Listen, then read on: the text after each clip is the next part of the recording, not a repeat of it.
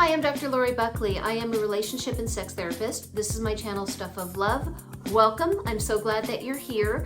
And today I'm going to be talking about sexless marriages or sexless relationships. I'm going to be talking about what not to do and what to do. And that's Sophie.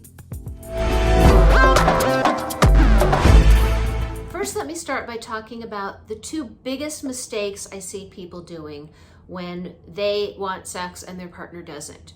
The first mistake is asking for sex. Even worse, demanding sex. Letting their partner know that they need sex. Letting them know that they're horny. Complaining about not having sex. Those are the things that will definitely not work. If you have a partner who doesn't want sex, those behaviors are not going to, we'll just say, make them desirous of sex or of you. So that is the first mistake that I see that happens probably more than anything, except for the second mistake, which either happens relatively soon or after the first mistake has been made over and over and over again. At some point, it's kind of like, why bother? If you keep asking or begging or demanding all of those things that are basically pushing your partner away and making them want sex less and less and less, well, you also want it less and less and less. You don't want to feel rejected anymore. And really, it's like, what's the point? So you go into resignation and then you give up. You stop asking altogether, and giving up and stopping all kinds of behaviors and distancing yourself. While I understand it, that's not a good thing to do, or that's not going to get you what it is that you want if you want to have a sexual relationship with your partner. There is another mistake that probably is obvious that I don't really need to say, but I'll just put it out there, and that would be seeking sex outside of the relationship without letting your partner know. Having an affair, cheating, whatever you want to call it. It's being dishonest, it is being deceptive, and it's a betrayal. And when that happens, it's really going to damage not just the relationship, it could be damaging to you, and ultimately it could destroy a really good relationship if this is a relationship that you do want to stay in. So we'll talk about, if you're thinking about doing that later, and another option of what you can do, because we all know what not to do, at least to some extent. What's more important is knowing what to do. So let's talk about that right now. So it's really important to talk to your partner with love, with curiosity, with affection, with compassion and understanding. And if you're complaining or demanding sex or talking about what you need or you want, that's going to be problematic. So what you want to do is let your partner know that you love them, that you miss having sex with them, that you desire them. It is about that. It's about wanting to feel close with them, wanting to make love with them, wanting to experience hopefully what you did maybe a while ago, and that you miss it and you're longing for that. That's different than saying, I need sex, do you want to have sex? Those types of statements just don't work. And the other thing is asking your partner what kinds of touch would they enjoy. It might be a massage, it might be hugs, it might be kisses, it could be spooning, it could be whatever it is that feels right for them, and let them know there will be no expectation of anything more than that. While you might desire more than that, you don't expect it. And that's a really important message to put forth, to let them know that you have no expectation of anything from them, just the desire. So finding out what your partner would enjoy is a really important conversation. And it might be a massage, it might be hugging, and you never know, they might actually want oral sex. It could happen. So asking what they want, asking what would feel good for them, you might be surprised. Now, a term that we often use is non-demand touching. So the more you do that, it needs to be done with consistency, and it does take time, but the more you do that and your partner knows that you can engage in some kind of physical or maybe even sexual activity, but there isn't any demand for anything else, when they know that, and it does take time and consistency, there will be more opportunities for sex. So that's really important. And there might even be an opportunity for your partner to be involved in your own sexual pleasure, your own self-pleasure. So while you're masturbating, perhaps, maybe your partner can be involved in some way. Maybe they're willing to do that. And that could be an opening, it could be a start. So how do you get your sexual needs met if your partner isn't ready for any sexual activity?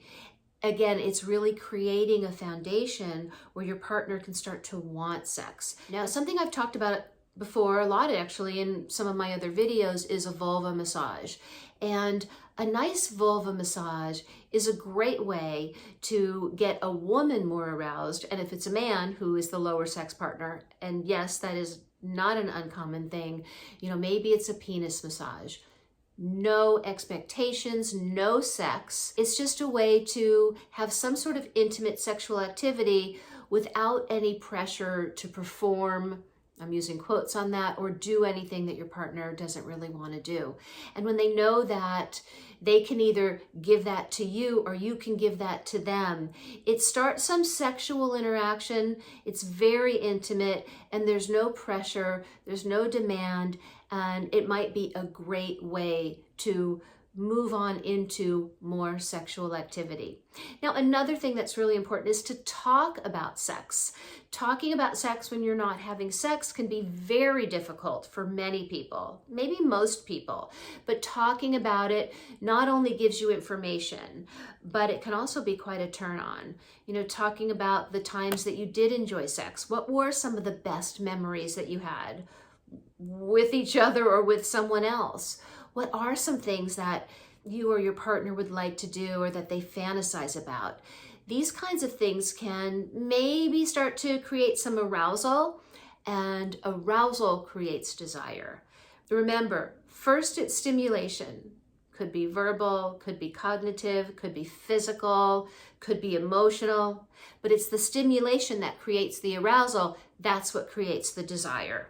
Not the complaining, not the demanding. It doesn't just happen. We don't just become spontaneously horny, at least for the most part, certainly when sex hasn't been happening for a while or we've been in a relationship for a long time.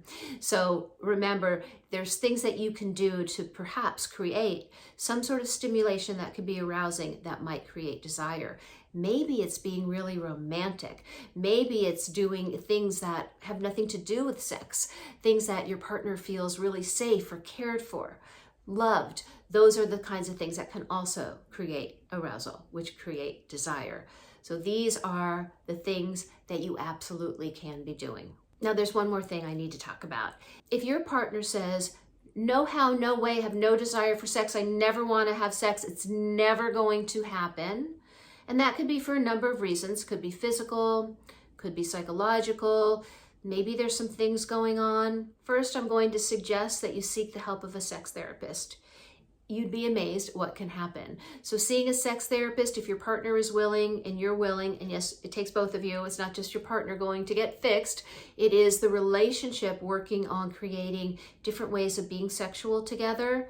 It is a great way to understand what might be going on, and it is a great way to find a sexually satisfying relationship or way that it can work in your relationship. If your partner says they absolutely won't do that, no how, no way, no therapy, no nothing, and you love your partner, you can choose to stay, but know that that's the way it's going to be. If your partner isn't willing to do anything, is that going to be okay with you? And if it is, find other ways to get your sexual needs met. That could be alone. Maybe it's going outside of the marriage or outside of the relationship.